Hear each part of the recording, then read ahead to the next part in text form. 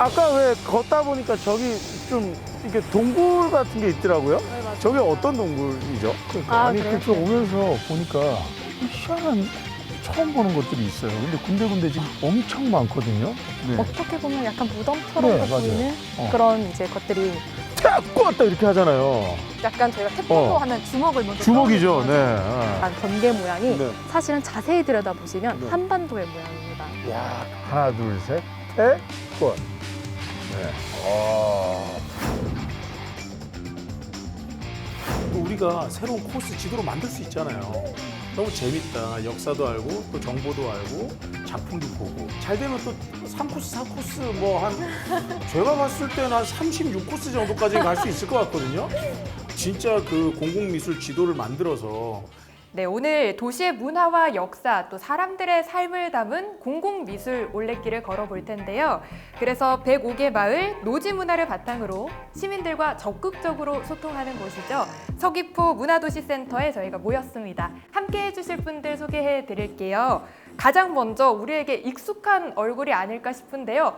연기 경력은 무려 20년이 됐다고 하네요. 베테랑 배우, 영화 배우죠? 신승환 씨 어서 오세요. 네, 안녕하세요. 신승환입니다. 네, 반갑습니다. 네, 반갑습니다. 아우, 소개를 너무 거창하게 해주셔가지고. 처음 뵙자마자 이런 말씀 드려도 될지 모르겠지만 너무 잘생기셨어요. 아, 진짜요? 네. 가까이서 봐도요? 네. 그래요. 제주에서 먹힌 얼굴인가요? 잘생기셨습니다. 아, 그래요. 네, 감사합니다. 말씀이 없으세요? 들켰네요. 거짓말 못 하시는구나. 잘생기셨어요.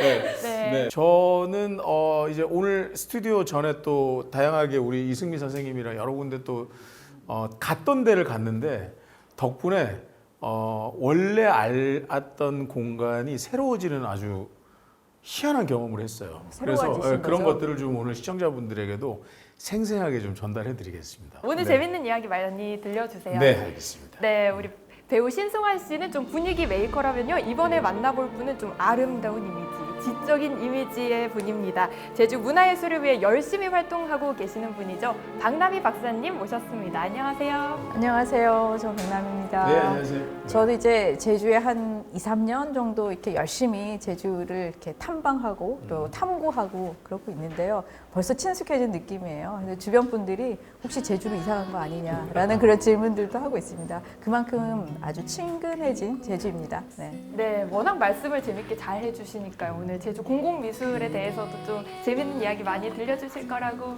기대합니다. 노력하겠습니다.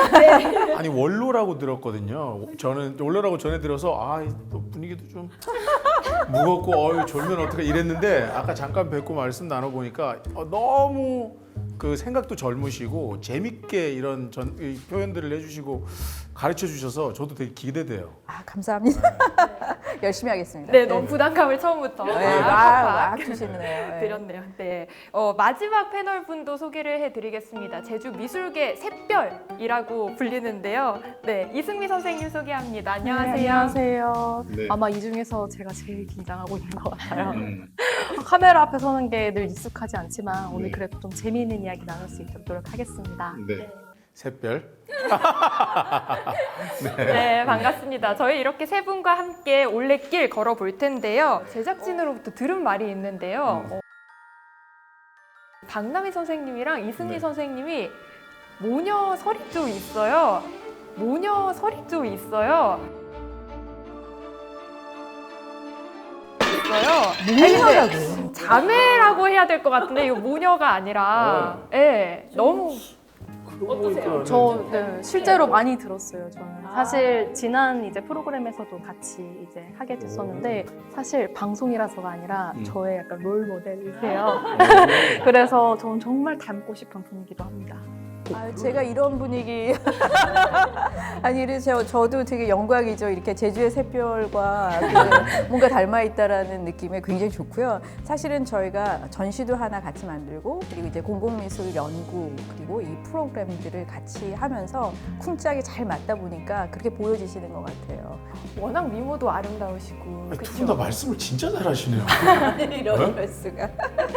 네, 오늘도 그 케미를 한번 기대해 보겠습니다. 아주 멤버도 좋고 분위기도 좋고 올레길을 정말 신나게 걸을 수 있을 것 같은데요. 그럼 이제 본격적으로 제주 올레길, 제주 라이브 출발해 보겠습니다. 네, 이제 공공미술 이제는 많은 분들이 좀 들어보셨을 것 같아요. 신승환 씨도 들어보셨죠? 저는 덕분에 들어봤죠. 덕분에 아 들어본 근데 건가요? 전에도 흘려들었겠지만 그냥 흘려들고 그거에 대해서 특별한 생각은 없었던 것 같아요. 근데 이제 프로그램을 제안을 받고 조금 벼락치기 공부를 했죠. 정말. 재밌더라고요. 얼마나 그런 공부를 열심히 하셨는지 잠깐 테스트를 아 그래요? 해볼까 하는데요. 네. 이럴 줄 알았으면 좀 더 했어야 되는데.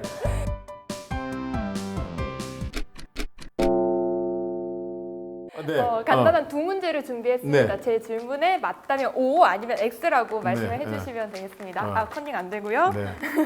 자, 첫 번째 질문입니다. 네. 세계적인 작품이죠. 레오나르도 다빈치가 그린 작품 모나리자는 공공미술일까요? 모나리자요. 네. 모나리자는 X. 네. 아닌 것 같아요. 공공미술은 아닌 것 같아요. 네. 정답입니다. 그죠? 야, 이거 공부 안 한 분야인데도 딱 맞추잖아요. 기본기가 있으시죠? 아, 그럼요. 네. 네, 그럼 다음 문제 바로 드려볼게요. 네, 자, 그러면 미켈란젤로의 다비드상 이건 공공미술이다? O, X. 다비드상이요. 다비드상이 박물관 안에 있죠. 밖에도 있습니다. 밖에도 있어요. 공공미술. 아니다. 아니다. 아니다. 바꿀 기회 드릴까요?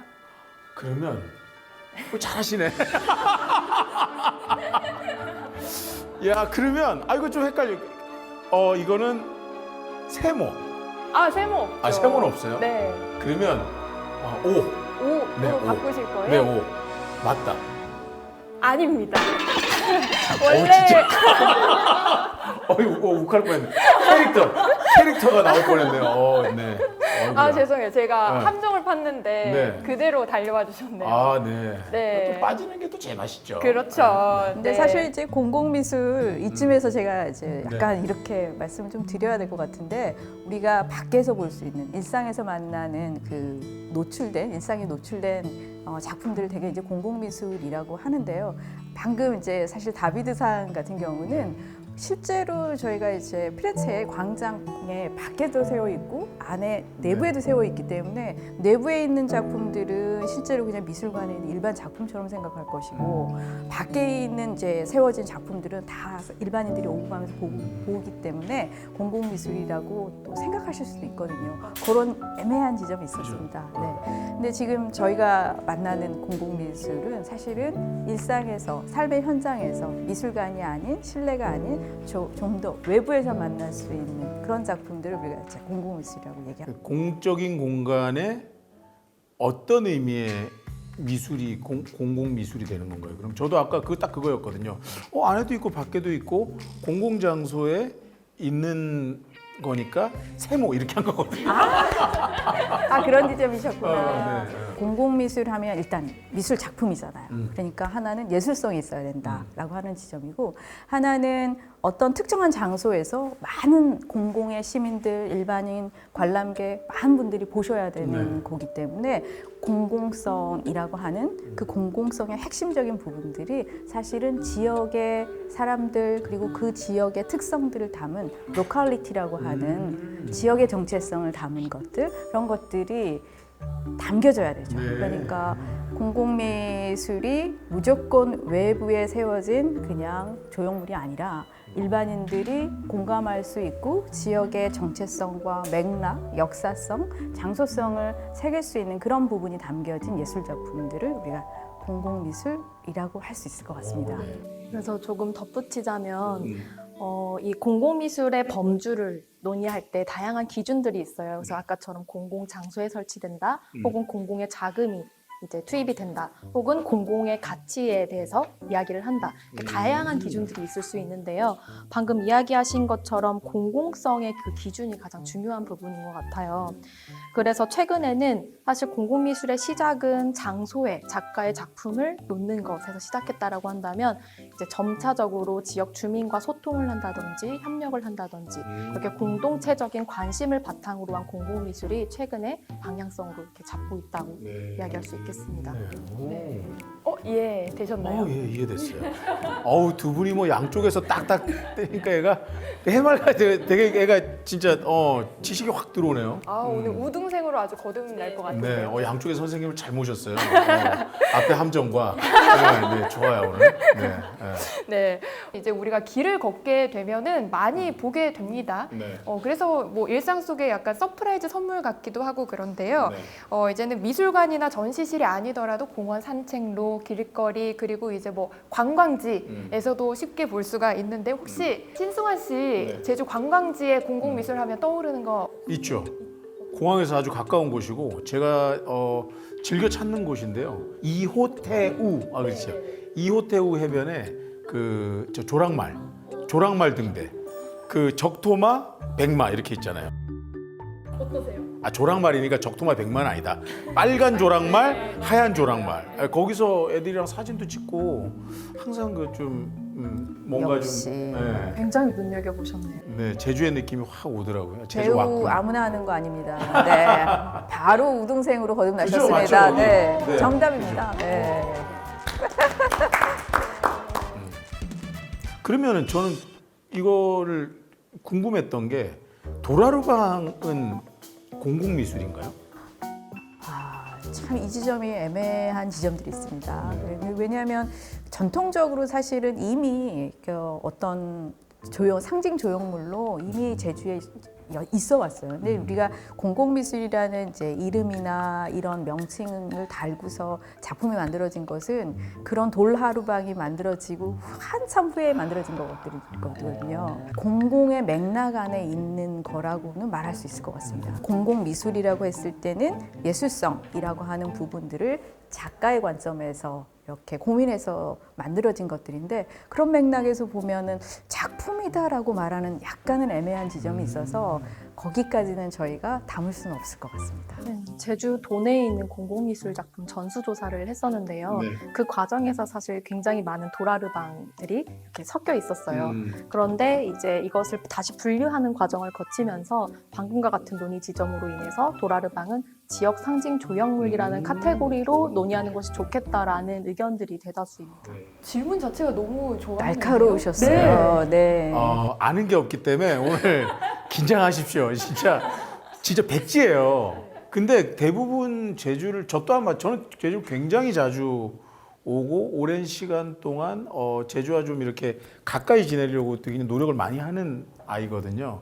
그런데도 사실 저는 이번 우리 기획을 듣고 궁금한 게 많았는데 그게 아마 이 일반인의 시점인 것 같아요. 그래서 제가 일반인들을 대신해서 오늘 궁금한 거 백지 상태에서 아주 제가 지금 많이 여쭤보겠습니다. 준비 잘 돼 있어요. 긴장이 되네요. 어떤 질문을 하실지. 긴장 안 하면 어느 정도신 거예요, 도대체? 네. 오늘 약간 긴장 유발자가 아니었는데 갑자기 확 긴장을 유발하는 네, 그 허를 찌르는 질문들을 많이 해주십니다. 네, 다시 한번 좀 정리를 해보자면 공공미술 그러니까 공공성이 중요하다라는 거잖아요. 개인의 취향보다는 어떤 공공의 영역에 있는 게 중요하다. 그래서 대중들의 삶과 문화에 영향을 준다는 점이 이 공공미술이 또 일반 예술과는 다른 점이 아닐까 싶은데요. 그런 점에서 박남희 선생님, 저희가 이제 공공미술 작품을 하나씩 볼 텐데 어떤 점에 포인트를 두고 봐야 될까요? 일상에서 만나고 사실 거리에서 만난다고 해도 이 작품이거든요. 그래서 첫 번째 포인트는 예술성이라고 하는 어떤 예술성을 가지고 있는가라고 하는 포인트가 있고요. 두 번째는 지역의 정체성이라고 하는 로컬리티가 얼마나 담겨 있는가. 그래서 그 지역과 함께 어울러서 새로운 역사를 만들어낼 수 있는 그런 가치가 있는가. 지역의 정체성이라고 하는 부분들을 좀 포인트를 갖고 보시면 훨씬 더 공공미술의 가치라고 하는 부분들을 잘 볼 수 있지 않을까 생각됩니다. 네, 이해가 쏙쏙 됐어요. 네, 어려운 얘기를 이렇게 쉽게 하시네. 네. 가장 중요한 게 뭐라고요? 지역 가치와 지역의 정체성이 담겨 있는지. 네, 그리고 네. 한 개 더. 한 개 더 뭐죠? 예술성? 예술성이 있는지, 네. 봤을 때 예술성이 있는지. 이 두 가지죠. 네, 맞습니다. 네. 바로 이 두 가지를 가지고 저희가 이제 이야기를 한번 해보도록 하겠습니다. 사실 우리가 이렇게 바쁘게 살다 보면 그냥 길 지나가다가 스쳐 지나갈 때가 많잖아요. 길거리를. 그렇죠? 그런데 이승미 선생님, 사실 제주에는 공공미술이 되게 많다고 들었거든요. 맞습니다. 이제 제주 도내에 꽤 많은 공공미술이 있는데요. 사실 이제 이 제주 도내에 있는 공공미술이 더 이상 양적 확대보다는 질적인 성장을 좀 전환을 맞이해야 된다라는 의견들이 나오고 있습니다. 그래서 이러한 질적 성장을 위해서 그 기반을 닦기 위해서 제주 공공미술에 대한 연구를 제주문화예술재단이 실시하게 됐습니다. 이 연구 결과, 그러니까 연구 조사를 토대로 한 작품들을 오늘 이제 만나볼 텐데요. 잘 보고 오셨죠? 네, 잘 보고 왔어요. 네. 잘 배우고 잘 보고 왔어요. 아, 그렇죠. 우리가 원래 자연 경관을 즐기면서 올레길을 걷듯이 오늘은 이제 좀 작품들을 하나하나 살펴보면서 공공미술 올레길을 걸어보도록 하겠습니다. 1코스에서는 어떤 작품들 만나볼 수 있었나요? 1코스의 대표적인 키워드라고 한다면 역사라는 역사. 키워드를 네. 꼽아볼 수 있을 것 같아요.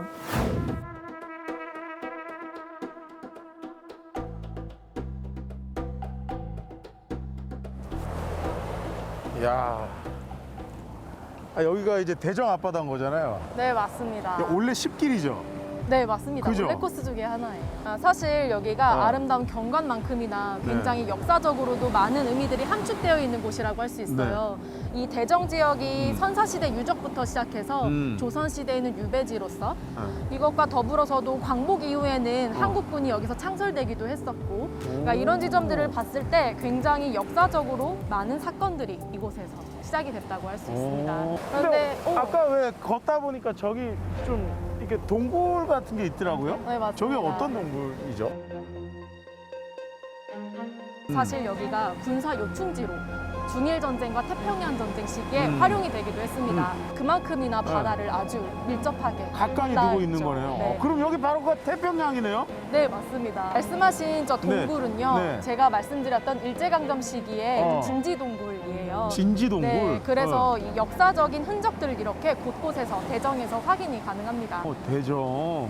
예. 그리고- 아름다운 경치랑은 또 다른 또 뭐 역사적인 또 비밀이 숨어 있네요. 네, 오늘은 어. 자연뿐 아니라 어. 이런 조형물이라든지 공공미술을 통해서 네, 의미도 좀 더, 있고. 네, 좀 더 어. 살펴보는 시간을 가지면 좋을 것 같아요. 네, 너무 좋네요. 역사 좀 의미심장한데요. 재미있었을 것만 같지는 않은데요. 근데 그거를 아주 재미있게 풀어도 주셨고 그리고 아까 말씀하셨던 이 예술성과 그리고 지역 가치가 정체성이 같이 묻어 있는 것들이 아주 그 공공미술에 적합했었어요. 그 중에서 좀 재미있게 봤던 거 하나. 힌트를 드리자면 네. 이거 무서워하지 않으셔도 돼요. 약간 무서워하지 않으셔도 되고 힌트를 드리면 이겁니다. 네. 어렸을 때 왜 그리고 또 운동도 하잖아요. 우리가 항상 배우는 운동이 있어요. 우리의 국기가 힌트입니다. 우리의 국기. 네. 태권도. 그렇죠. 태권도요. 네.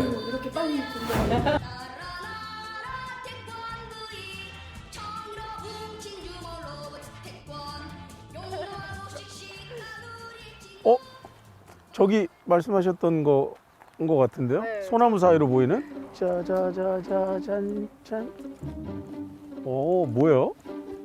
혹시 어떤 모양이 가장 먼저 눈에 들어오세요? 아이, 그렇죠. 주먹을 딱 이렇게 쥐고 있네요. 네, 맞습니다. 번개 모양 안에 주먹이 딱 들어있는 것 같은데? 네, 번개 모양처럼 저도 첫눈에 보고는 저게 어. 번개 모양이라고 생각을 했는데요. 네. 옆에 이렇게 소나무가 이렇게 둘러싸고 있고 이 뒤에 하늘이 보이는 게 와, 이거 멋있네요. 이건 셀카 하나 찍어야겠다. 주먹을 한번 주먹!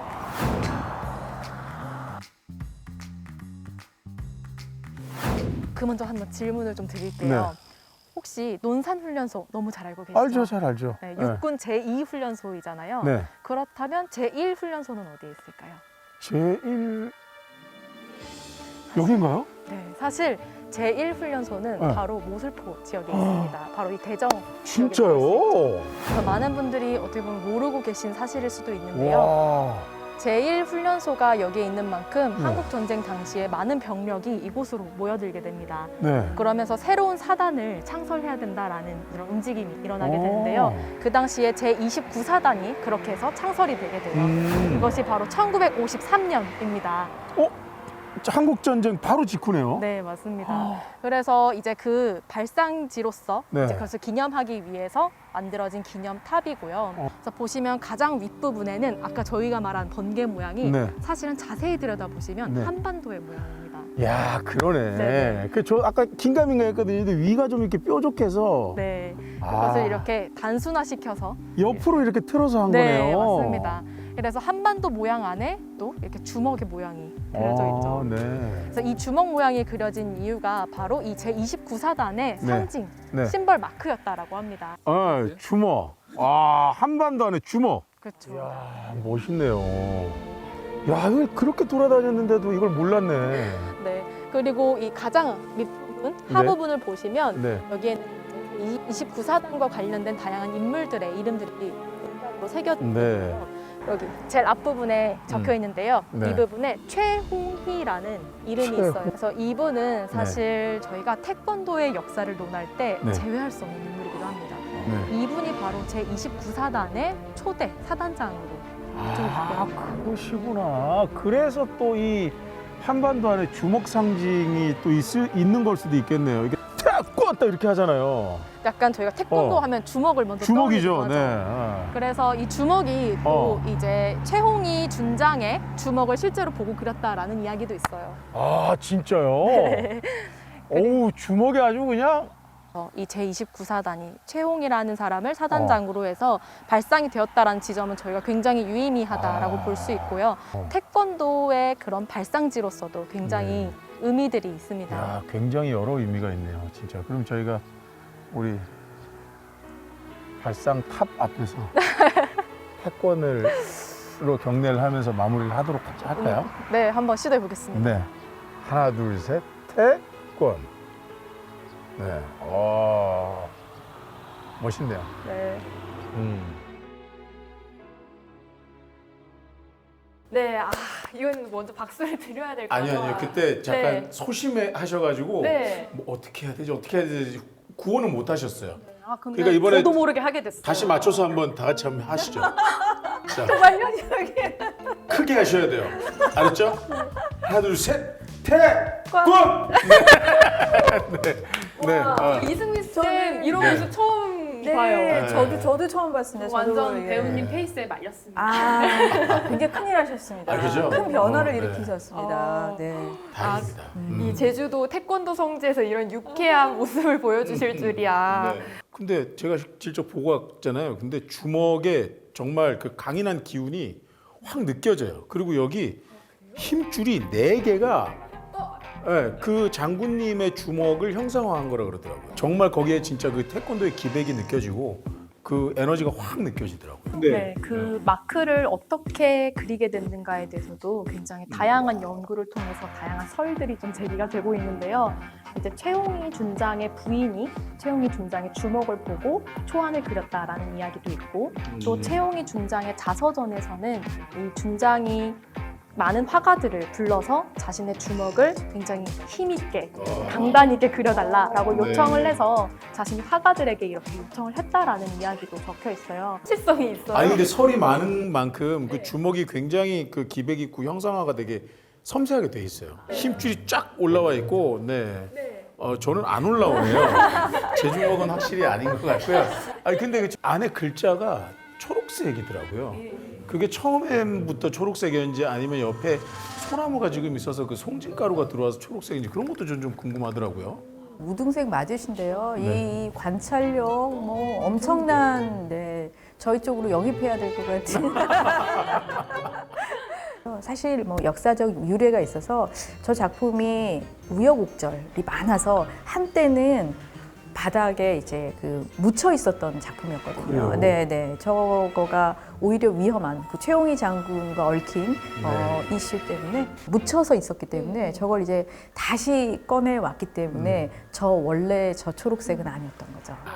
그러니까 원래 이 위치에 있는 게 아니었고 또 이제 스튜디오에서 아마 재밌는 얘기를 들을 거다라고 이제 궁금증만 이렇게 탁 유발해 제가 주시더라고요. 약간 스포일러를 좀 네. 했습니다.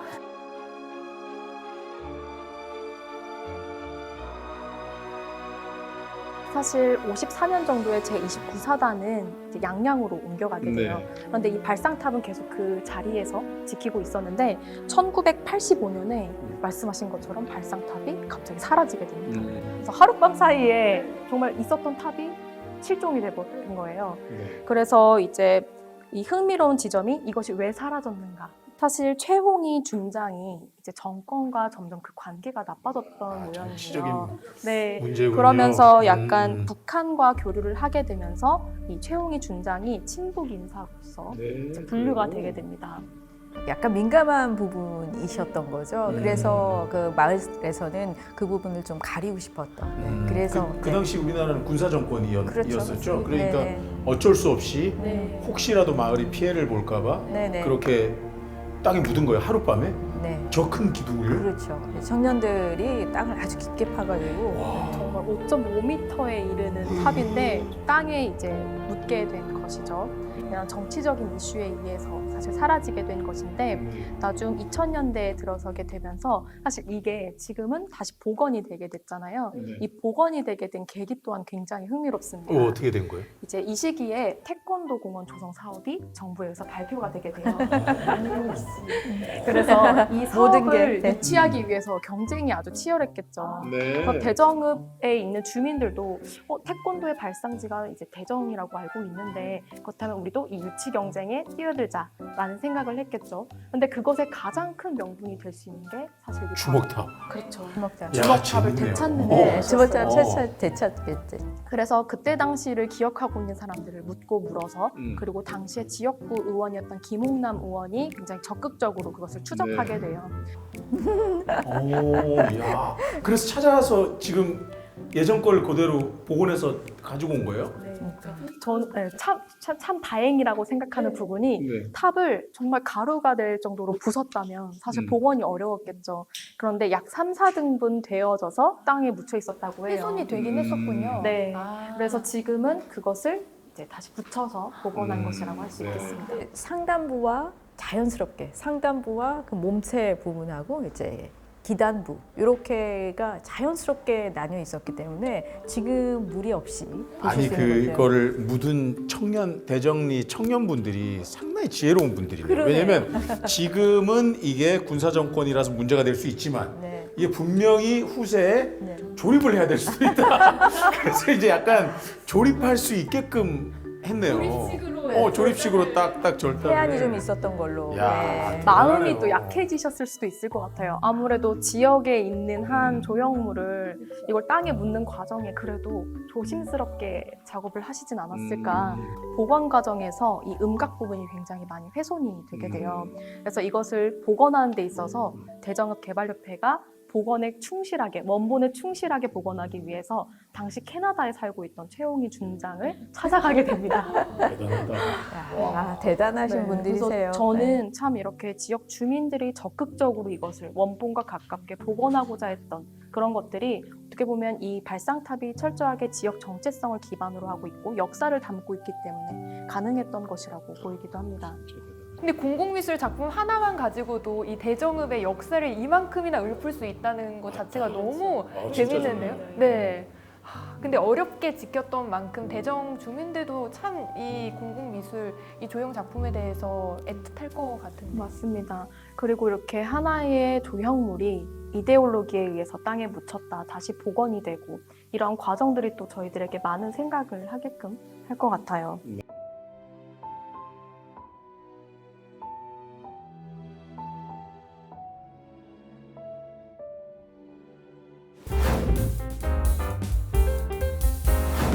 사실 저희 1코스에서 이제 본 작품들은 사실 역사 속에 있었잖아요. 그래서 사실은 예술가가 어떤 고민을 많이 하고 만들어낸 공공미술이다라고 이렇게 단언할 수는 없습니다. 그래서 아까 굉장히 허를 찌는 질문을 해주셨던 돌하루방이 사실은 전통 상징물이었던 것처럼 1코스에서 이 대정에서 만났던 작품 사실은 작품이라고 하기에는 굉장히 가치는 있지만 상징물이라고 해야 더 적합한 것 같습니다. 그래서 공공미술의 조건 중에 예술가가 만들어야 된다라고 하는 그 관점이라고 하는 부분들보다는 이제 공공의 영역 안에서 상징적인 조형물로 남아있는 형태의 작업들이었다라는 거를 이제 부연드려서 말씀을 드려야 될 것 같아요. 네, 그렇게 대정 지역에 정말 많은 역사적 사건들이 있었잖아요. 그런 의미에서 또 다른 작품도 두 분이 보고 오셨다고요? 네, 그렇죠. 갔다 왔죠. 그렇습니다. 네. 친해지신 것 같아요, 두 분이. 네. 잘 다녀오셨구나. 아니 근데 진짜 너무 재밌게 설명을 해주시니까 네. 막 그 왜 유치원생들이 선생님 쫓아다니듯이 이렇게 좀 되게 친해진 것 같아요.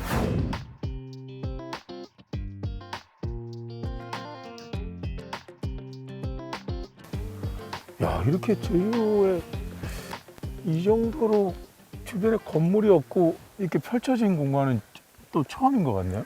야, 엄청 넓은 그 진짜 뜰 같은 느낌이 진짜 있어요. 네, 알뜨르라는 알뜨르. 말 혹시 들어보셨나요? 아니요, 알뜰 못 들어봤는데. 이거 제주도 방언이라고 할 수 있는데요.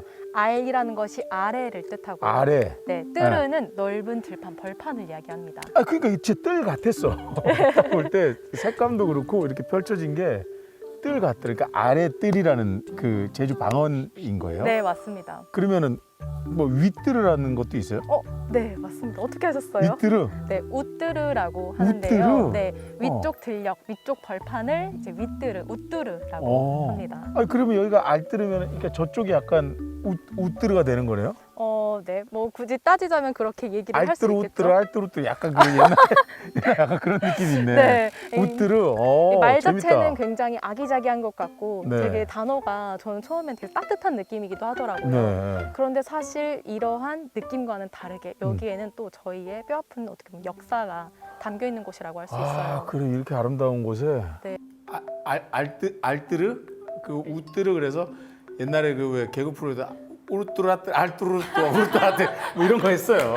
갑자기 그냥 약간 외국어가 외래어 같기도 하고 좀 약간 그래서 그러고 놀았어요. 아 진짜 개그맨 아니세요? 네, 그래서 알뚜르 윗뚜르 알뚜르 윗뚜르 예. 아래 큰 뜰을 알뜨르라고 하더라고요. 아셨어요? 아니요, 저도 공부하면서 알았습니다. 공부하면서. 네, 네. 저도 공부하면서 알았습니다. 그랬습니다. 말씀드린 것처럼 알뜨르라는 말이 굉장히 아기자기하고 예뻐 보이지만 얘기했듯이 이런 평화로운 모습 그 너머에는 또 역사적인 아픔이 있었다라는 이야기를 하면서 갑자기 배우님께서 숙연해지셨어요. 그러니까 아, 아니 그래요? 그저 오면서 보니까 저기 희한한 처음 보는 것들이 있어요. 근데 군데군데 지금 엄청 많거든요. 네. 사실 넓은 들판에 약간 네. 이렇게 솟아있는 네. 어떻게 보면 약간 무덤처럼 네, 맞아요. 보이는 그런 이제 것들이 눈에 보이는데요. 사실 이 시설들은 다 경납고입니다. 경납고. 네. 간단히 그런 배경을 설명해 드리자면 일본은 1910년 한국을 강점한 데에 이어서 네. 1930년대에 중국으로까지 진출을 하고자 하는데요. 네. 그 과정에서 어떻게 보면 제주도의 이곳이 그 거쳐가는 거착점이기도 했습니다. 이제 중국의 상해나 난징을 폭격하는 오무라 이제 해군 부대가 해군 공군 부대가 있는데요. 이 공군 부대가 당시에는 항공기 기술이 좀 많이 발달하지 않아서 네. 항속거리가 좀 짧았습니다. 네. 그래서 이쪽을 거쳐서 가거나 혹은 이곳에 들려서 급유를 하거나 하는 그런 이제 곳이었다라고 할 수 있습니다. 궁금했었어요. 차를 이렇게 쭉 오면서. 네.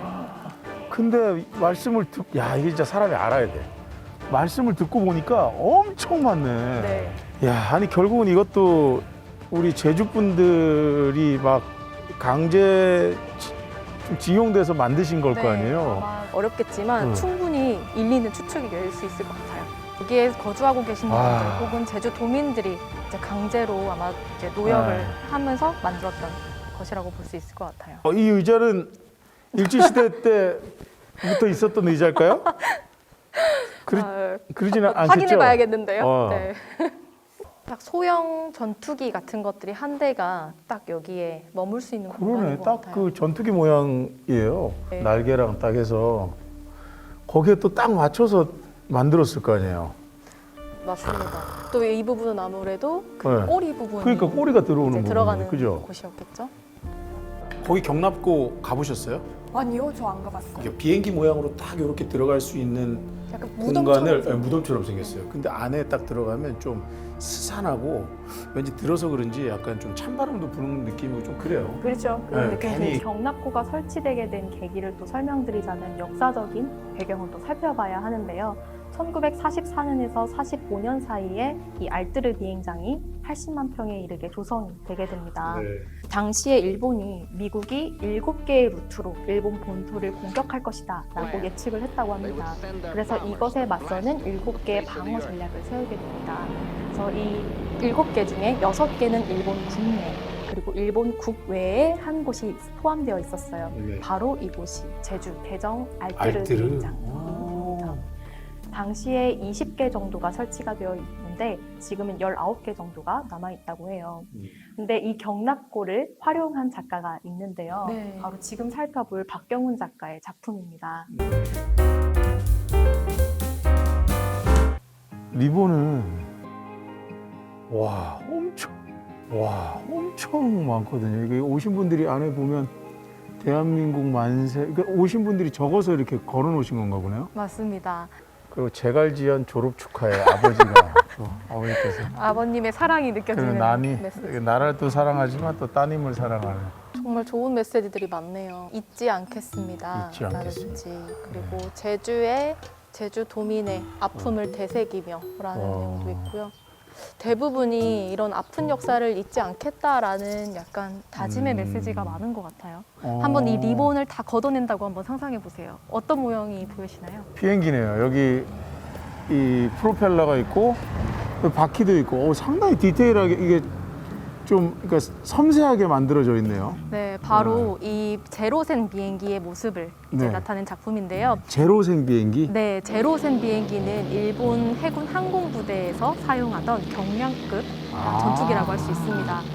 아무래도 경납고 안에 그때 그 당시 비행기 모형 맞죠? 네, 그 사이즈대로 그리고 뼈대만 그 비행기를 똑같이 넣은 건 아니고요. 뼈대만 이렇게 똑같은 사이즈로 만들어서 그 경납고 안에 마치 뭐 기름을 넣거나 그 이 정비를 할 때 뒤로 꼬리로 이렇게 넣는 것처럼 그렇게 딱 넣었어요. 그러니까 뭔가 딱 그 당시로 마치 돌아간 듯한 느낌이 들거든요. 근데 또 이 지점에서 저희가 박경훈 작가님이 그 작품을 왜 했는가 한번 생각해 보셔야 되는데 저희가 2010년도에 그 전시에 출품했었던 작품인데 그게 경술국치 100주년을 기념해서 만들었던 작품이라서 사실 보면 이제 역사가 그 이후의 세대들한테 어떻게 읽어야 되는지 그리고 어떤 가치로 거듭나야 되는지 그런 부분까지 환기시켜 주셔서 공공미술이라고 하는 그 공공성이 얼마나 우리한테 굉장히 많은 역할들을 하고 있는가 이제 그런 생각도 하게 됩니다. 원래 이 제로센 비행기는 활주로에 설치가 되어 있었다고 해요. 어디 활주로예요? 저쪽 방향에 넓은 이제- 활주로가 있어요? 네, 활주로가 아. 있는데요. 그 활주로에 이 작품을 설치해서 마치 그 일제강점 때 그런 이제 역사적 사건을 사람들에게 다시 한번 환기시키는 그런 역할을 했겠죠. 총 시간과 공과 여러 가지 엄청 들어서 활주로에 있다가 그냥 어딘가로 가기는 너무 아쉬우셨을 거예요, 작가님도. 그러니까 야, 근데 거기서 일로 어떻게 왔는지도 궁금하고. 자, 이 또 부분은 잠시 후 작가님을 만나뵐 텐데 그때 조금 더 저희가 자세하게 한번 여쭤보죠. 오세요. 네, 안녕하세요. 안녕하세요. 네, 직접 만드신 거세요? 네, 이 공동작품으로 같이 만들었습니다. 아니, 제가 아까 궁금해서 여쭤봤는데 활주로에 있던 이 어마어마한 작품을 여기로 어떻게 옮겼습니까? 앞에 크레인을 옮기죠. 분리해서요? 예. 아, 그래요? 아니 그냥 통째로 크레인을 갖고 왔는데 어. 원래 주차장에 설치했을 때 음. 그 이 동네에 농사지으러 다니는 분들 있잖아요. 네. 그러니까 늘 습관적으로 다니는데 우리가 전시하라고 설치하는 걸 모르는 거야. 그래서 차로 한번 받아가지고 한번 주저앉았죠. 그래서 예, 교통사고로. 그때 한번 아. 교통사고 나가지고 그때 이게 한번 주저앉기도 하고. 아, 근데 진짜 이런 저기 이렇게 휘어지는 라운딩 부분 있잖아요. 네네. 저런 부분도 그렇고 아주 우리 강문석 작가의 손이 워낙 뛰어난 사람이고 야, 엄청나네요. 이게 실제 그 제로기 표준형의 네. 실 사이즈 그대로예요. 그래서 이걸 작가가 뭐 잣대 하나 안 대고 그 자리에서 이렇게 쭉쭉 용접기 들고 진짜로요? 그래서 그렇게 했던 게 공동 작업을 했던 거죠. 네. 이제 경술국치 100주년으로 해서 알뜨르에서 아시아를 보다라는 개인전에 사실 출품했던 작품으로 알고 있는데 전시를 기획하게 된 의도를 먼저 좀 들어보고 싶습니다. 여기에서 그 100주년을 맞아가지고 뭔가 얘기를 좀 해봐야겠다 해서 이곳에 있는 이 경납고 11군데를 이용하고 주차장에 해서 각 경납고당 한 작품씩 설치 중심으로 해서 테마를 잡아가지고 전시를 했었죠. 그래서 이게 네. 원래 주차장에 있었어요. 네, 아까 얘기 잠깐 들었는데 그러면은 주차장에 있을 때 옆에 이렇게 매국노 명단도 딱 이렇게 동판에 그렇죠. 하셨다고 그러시더라고요. 그래서 이 작품의 원래 세계에서? 이름은 그 중에 어. 하나인데 원래 이름은 애국기 매국기라고 해서 네, 일제에 빌붙어서 성공한 이제 신흥 자본가들이 네. 그 비행기를 사가지고 제로센 비행기를 사가지고 헌납하고 막 이런 일이 많았어요. 진짜요? 예, 그런 거에서 힌트를 얻어가서 아. 제로센기 매국기 난 매국기라고 불렀는데 네. 그렇게 헌납한 비행기의 상징을 해서 아. 매국노 500명 정도의 명단과 사진 이미지들을 네. 스캔받아가지고 그것을 이제 여기 벽면에다가 이렇게 새겨서 붙였죠. 녹슬기도 하고 그리고 이게 지금 걸려 있는 신당 같은 이런 게 또 어떤 예전의 작품을 보지 못한 저로서는 좀 새로운 여러 가지 의미를 부여할 수 있는 작품인 것 같기도 해요. 아니, 그것도 보여지기도 인정할 수 해요. 있어요. 네. 그러니까 작품이란 거는 어, 작가한테서 만들어지는 게 50%고 어, 수용자 입장에서 해석하고 받아들이는 과정과 네. 또 손이 더 참여할 수 있는 네. 그게 있다면 50%인데 이렇게 가만히 경납고만 있으면 과거에 아주 무미건조한 고고학적 유적처럼 그냥 툭 이렇게 있지만 네. 이게 총 19개의 경납고가 네. 산재되어 있거든요.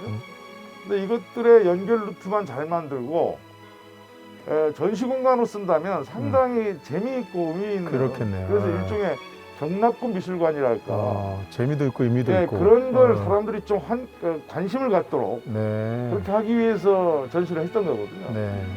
2017년이죠. 아마 제주 비엔날레가 처음으로 이제 제주에서 열려서 굉장히 많은 분들이 이제 제주에 오게 되는데 이 알투리 비행장이 되게 유명해진 사건이 아마 2017년 그 제주 비엔날레 때문일 겁니다. 굉장히 넓은 평원에 경납고 이제 있고 그 안에 사실은 공공 미술에 해당되는 그런 조형 작품들이 넓은 들판에 솟아 있었던 거예요. 그 중에 한 작품도 박경훈 선생님의 그 작품이었어요. 근데 사람들이 이제 제주도를 굉장히 많이 다니지만 이 대정 지역에 특별히 특히 이제 이 모슬포 해안가에서 그런 경납고가 있다는 사실들을 잘 몰랐었는데 비엔날레라고 하는 하나의 커다란 축제가 열리면서 사람들이 여기에 이런 곳이 있었어라는 게 오히려 더 알려진 그런 계기가 됐었죠.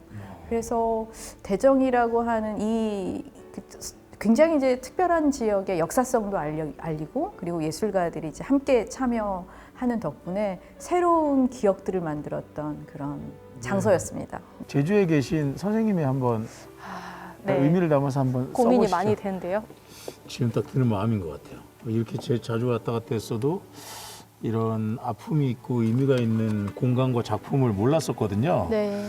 이번 계기를 통해서 좀 많은 분들에게 알릴 수 있는 저는 이렇게 작품을 통해서 많은 이들이 다시 한번 역사에 대해서 생각해보게끔 한다라는 지점이 정말 선생님 와닿았던 것 같아요. 천재신 것 같아요. 악플인 거 보면. 아무래도 스마트폰을 많이 쓰다 보니까 요새 네. 글을 쓸 일이 많이 없는 것 같아요. 역사를 생각하게 하는 공공미술의 역할 다시 새겨봅니다. 네. 이게 다 딱 보이게 제가 한번 묶어보겠습니다. 여기 있다. 역사를 생각할. 네. 그렇네요. 그래도 궁금하신 좋네요. 분은 이렇게 해서 보지 네네. 않을까요? 조금 더 할 수 있을 것 같아요.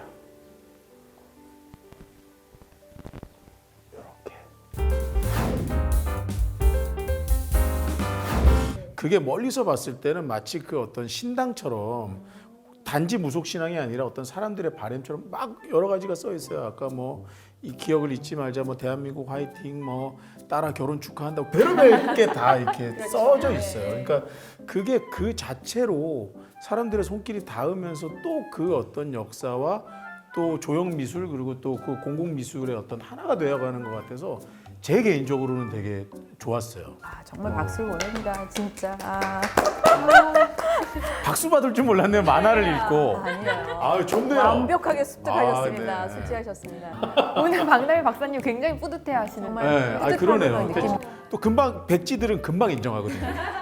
내가 잘못했구나. 이게 고집 아집이 없어요.